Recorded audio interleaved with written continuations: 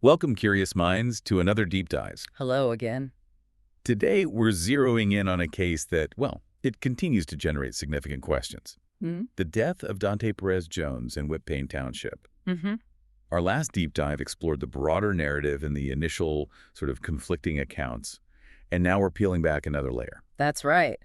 For this deep dive, we've gathered articles from local news, statements from the family, on TikTok and GoFundMe, and various accounts related to Whitpain Township. Okay. We're going to unpack three very specific, somewhat perplexing clues that have consistently emerged from these sources, and they seem to challenge the initial official findings. Absolutely.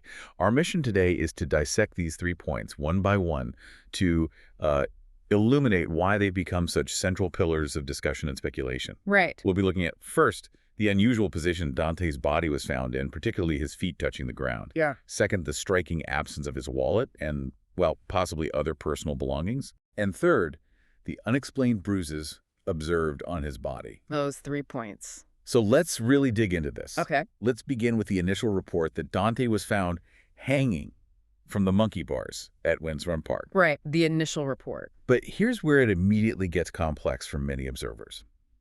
Almost every source notes his feet were still touching the ground. Mm-hmm. Expert, when you hear feet touching the ground in a hanging, what immediate questions does that raise for, say, forensic experts? Or how does it deviate from, typical scenarios? Yeah, that's truly fascinating from a forensic perspective. While partial suspension suicides can occur, it's true. Okay. But full suspension, where the body's entire weight is supported by the ligature, that's the far more common scenario we see. Right. So this detail, it immediately forces investigators and observers like us to consider the biomechanics of the scene much more deeply. Okay, the biomechanics. Yeah. It raises questions about, the degree of suspension, how the body's weight was distributed, and whether external factors might have influenced the final position, or if it was just a highly unusual self-inflicted act. The family has publicly highlighted this. They described his posture as leaning against a piece of playground equipment. Mm-hmm. And they've said it just didn't look like a typical hanging. Yeah. And the park, it had that safety surface, right? So his feet would have been on that platform. Right, on the surface. So if police reported no rigging or bucket, meaning like no stool or chair used, Right. how does that affect the interpretation of the feet on the ground detail? Are those two things kind of at odds, or is there a known pattern they fit? It's an important point, definitely. When investigators mention no rigging or bucket, they're referring to, any temporary support structure someone might use to get into position and then, remove or kick away. The absence of that rigging, while it's often consistent with a self-inflicted act, it doesn't fully resolve the puzzle of the feet still being on the ground. Right. It just means the person didn't climb onto something and then kick it away. Gotcha. It's not impossible, as some experts note, for someone to maintain foot contact in a suicide, maybe by kneeling or sitting, but typically the main weight is still on the noose. Okay. The police statement described him as leaning with perhaps just his toes or shins touching. That's a detail the family's GoFundMe updates and TikTok posts have really scrutinized heavily. Not bad. And they also pointed out the park was reopened to the public before the investigation was even complete. Which is a concern about potential scene disturbance, right? Exactly. Yeah. So this atypical posture, then, that's the first significant point of contention. Clue number 1. Okay, cool one. Shifting from the physical scene now, we pivot to something equally puzzling: what wasn't at the scene. Ah, right. Let's delve into the missing wallet. According to family statements and various reports, Dante's wallet was never recovered. That detail really drew a lot of attention, didn't it? It did. Friends and family have consistently stated that Donte always carried his wallet, Mm-hmm. especially because he was training for his commercial driver's license, his CDL, which needs specific IDs. Right, you need ID for that. North Penn, Nile. Now, another local outlets reported the family's strong assertion that it was highly unusual for him to be without it, particularly since he had apparently no ties to Whitpain Township itself. Yeah, that's a key point. So, expert, in cases like this, how significant is the absence of personal items like a wallet? Does that carry much weight? Well, in forensic investigations, especially when you're debating homicide versus suicide, the presence or absence of personal effects is highly scrutinized. Okay. If an individual intends to end their life, they typically leave behind valuables to be found and returned to family, or they simply don't take them in the first place. Makes sense. The fact that his wallet was missing, and implicitly his phone and ID as well, we assume, it raises a critical question. Right. His cousin, Latrina Bedford Dean, who organized the GoFundMe, she explicitly asked this on TikTok and stated it didn't fit the profile of a suicidal act to have no identification at all. Now, we should be clear, official sources haven't declared stolen. Okay. And police initially stated no foul play suspected. But his supporters, they continue to highlight this absence as deeply suspicious. So the missing wallet, then, that's our second key piece of this puzzle. Exactly. Clue number 2. All right, now on to the third clue. The bruises. Yes, the bruises. Many listeners have pointed this out, and several interviews with the family confirmed Donte had visible, unexplained bruising on his body. Expert. Beyond just, being present, what significance do the location or the nature of bruises typically hold in an investigation, especially when foul play is maybe on the table? That's a crucial line of inquiry, definitely.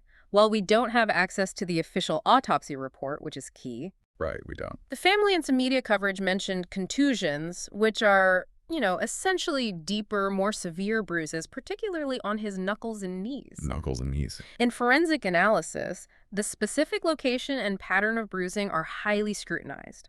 Always. Right. Bruises on knuckles, for instance, can sometimes indicate defensive wounds, maybe from a struggle. Okay. While those on knees might suggest a struggle on the ground or possibly being dragged.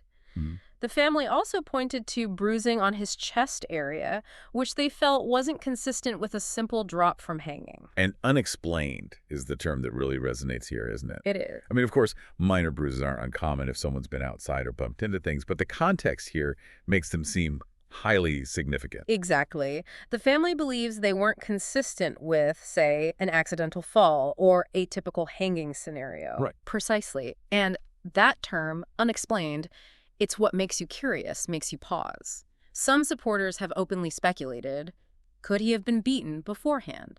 Or was his body perhaps moved or dragged after death? Those are big questions. They are. And while the medical examiner's full opinion isn't publicly known regarding these specific findings, these bruises certainly add another layer of complexity to the scene.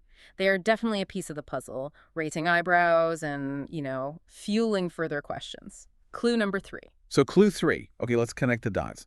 How do all three of these details, the body's unusual positioning with feet on the ground, the striking absence of his wallet and personal items, and those unexplained bruises, how do they converge to challenge the official narrative? Well, if we connect these dots, what's revealed is, I think, a compelling pattern.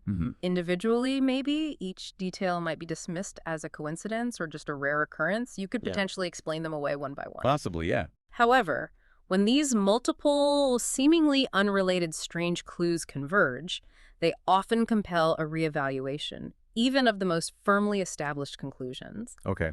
The feet on the ground suggest a scenario where full suspension wasn't achieved. That potentially raises questions about whether he placed himself there or how he got there. Right. The missing wallet, well, it strongly implies some kind of external involvement simply because it deviates so much from typical behavior in suicide cases. And the bruises, they suggest some form of force or struggle might have occurred. So putting them together paints a different picture. It creates a narrative where foul play might be possible, at least raising enough doubt to warrant further investigation in the eyes of many.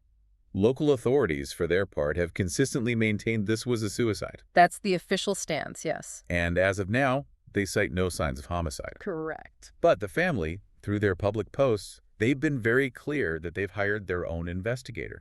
An independent one.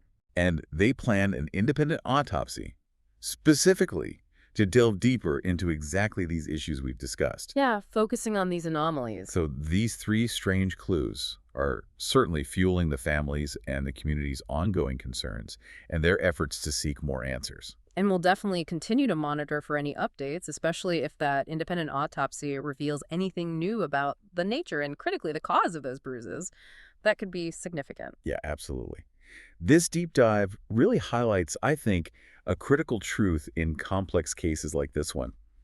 Individual anomalies, when you look at them in isolation, sometimes they can be dismissed. Easily done, yeah. But when multiple, seemingly unrelated strange clues converge like this, they often compel a reevaluation of even the most sort of firmly established conclusions. Absolutely. It demonstrates how the accumulation of these small doubts, these small inconsistencies, can potentially dismantle an entire narrative. It's a powerful reminder of the importance of scrutiny and questioning. Thanks for listening to our deep dive into these perplexing clues. We hope it gave you a clearer understanding of the questions still surrounding this case. Let us know your thoughts on these clues, and we'll see you in the next deep dive. Stay curious.